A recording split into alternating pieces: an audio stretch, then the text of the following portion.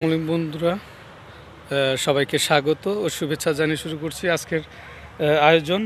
আজকে আপনাদেরকে দেখাবো যে গোখাদ্যর ঘাস কিভাবে উৎপাদন করা হয় অথবা চাষ করা হয়। আপনারা আমাদের সাথেই থাকুন, আপনাদেরকে বিস্তারিত দেখাচ্ছি।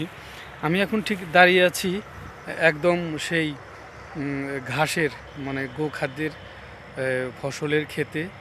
আপনাদেরকে দেখাচ্ছি যে এইখানে কিভাবে গো ঘাস এখানে বপন করা হয়েছে এবং কি অবস্থায় হয়েছে আপনাদের একটু দেখাচ্ছি। আপনারা দেখতে থাকুন। আপনারা দেখতে পাচ্ছেন যে এইগুলো হচ্ছে গো ঘাস। এইগুলোই মূলত চাষ করা হয়েছে গরুকে খাওয়ানোর জন্য। তো এগুলো এখন মাঝারি অবস্থায় আছে, আর এতটুকু হবে, প্রায় 5 থেকে 6 ফিট লম্বা হবে। 6 ফিট লম্বা হলেই এটা কাটা শুরু করবে। অনেকে আগে থেকেই খাওয়ায় আর কি। তো এইখানে দেখেন, এই যে এই সাইডে দেখেন, এই ঘাসগুলো একটু মোটা হয়েছে, কিন্তু এই ঘাসে তেমন একটা ভালো ফলন হয়নি। তবে আপনারা লক্ষ্য করতে পারছেন যে এই যে ফুল যে ফুটছে, এগুলো হচ্ছে আপনার, এইগুলোকে বলা হচ্ছে আপনার বিষ কাঁঠালি। এই যে এটাকে বিষ কাঁঠালি বলে, বিষ কাঁঠালি ঘাস।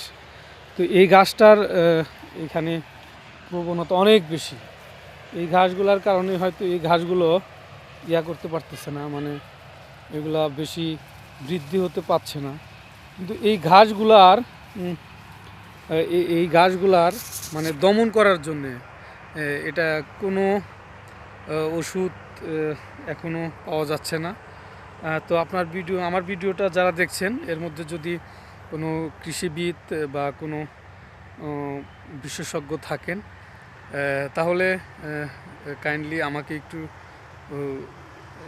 শেয়ার করবেন যে এই ঘাস কিভাবে দমন করা যায়। মানে এটাকে মানে আমরা আগাছা ঘাস বলি। এটা শুধু এই ঘাস খেতে যে হয়েছে তা না। আপনারা দেখতে পাচ্ছেন যে এখানে বিশাল এক মাঠ, এই সরিষার মাঠ। তো এই সরিষা খেতেও প্রচুর পরিমাণে এই ঘাসের উপস্থিতি দেখা যায়।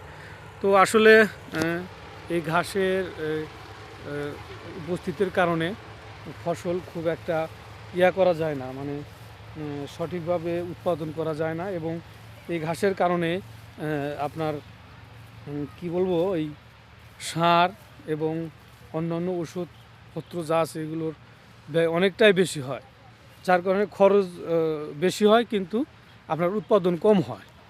তো আসলে এই ঘাসটার দমনের যে ঔষধ, সেটা এখনও পাওয়া যাচ্ছে না। তবে আমার জানা মতে এই ঘাসটাকে দমন করার জন্যে কৃষি ডিপার্টমেন্ট তারা খুবই চেষ্টা করছে যে কি মেডিসিনের মাধ্যমে এই ঘাসটাকে দমন করা যায়। তো এখন দেখা যাক কতদিন সময় লাগবে জানি না, বা কতদিন পরে এই ঘাস মারার বা ঘাস দূর করার একটা ওষুধ বের হবে, সেই অপেক্ষায় আমরা আছি। তো আশা করি আমরা খুব শীঘ্রই এটা দমন করতে পারবো। তবে আপাতত একটা সাজেশন আছে, সেটা হচ্ছে যেহেতু ঘাসে এবং সরিষায় এটার উপস্থিতি ব্যাপক পরিমাণ দেখা যায়। যে আপনারা দেখেন যে এখানে মানে ঘাসের চেয়ে এই বিষকাটালি এই ঘাসটার উপস্থিতি সবচেয়ে বেশি, দেখেন ব্যাপকভাবে হয়েছে। তো আসলে এটা আসলে খুবই মানে একটা বিরক্তিকর আর কি এই ঘাসের জন্য। তো আমি যেটা বলছিলাম যে এই ঘাসটাকে দমন করার উপায় হচ্ছে আপনারা অন্য কোনো ফসল উৎপাদন করতে পারেন। হয়তো 2-1 বছর অন্য ফসল যদি এই চাষ করা যায়, আমার মনে হয় তখন আপনি এই ঘাসের দূর হয়ে যাবে। আর আশা করি 2-3 বছরের মধ্যেই যেন আমাদের এই আগাছা গাছটা আছে, এমনটাই আমরা প্রত্যাশা করছি। তো এটাই হচ্ছে আপনাদের জন্য আজকের ভিডিও ছিল। আপনাদেরকে ধন্যবাদ। সবার সুস্বাস্থ্য ও মঙ্গল কামনা করে এখানে রাখছি। ভালো থাকেন। আল্লাহ হাফেজ।